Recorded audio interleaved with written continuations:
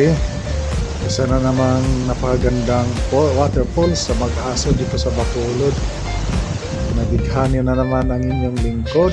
Ayan, kahit medyo malakas ang agos at delikado ay nilapitan ko pa rin dahil nga adventurist tayo.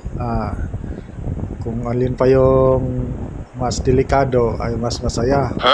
Ganun talaga. Talapit pa nga tayo ng konti hanggang doon sa may bagsakan talaga ng tubig para sukatin lang kung gaano kalakas yung current. Hoy, electric current. Kita niya parang mababaw lang siya kasi may lubid dyan, inaapakan namin. Protection yan mga lodi sa mga naliliko dyan dahil mayroon nang nasipsip dyan dati. Kung nabalitaan nyo, yun, hindi siya nakakapagod naman talaga kasi pailalim yung agos niya para kang sisipsipin. So kung magpagod ka, delikado talaga. Kaya nilagyan siguro nila ng lubid para pwede ka siya magpahinga. Pero ayun, hindi pa tayo nakontento. Nagpapabagsak pa tayo ng tubig. Medyo masakit at mabigat sa ulo. Pero natutuwa pa rin tayo kasi baga sa tanga-tanga siguro.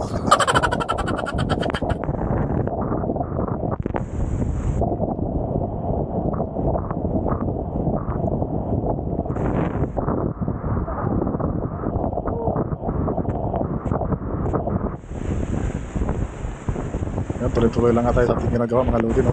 Para sa akin kasi isa rin itong sa exercise. Dahil mga lodi, kapag gumagawa tayo ng exercise, medyo lalo na mag-isa lang tayo, puring.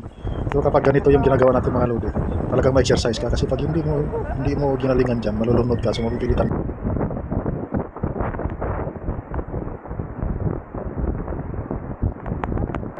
Yan guys, grabe agos. Dito na ako, kagamit.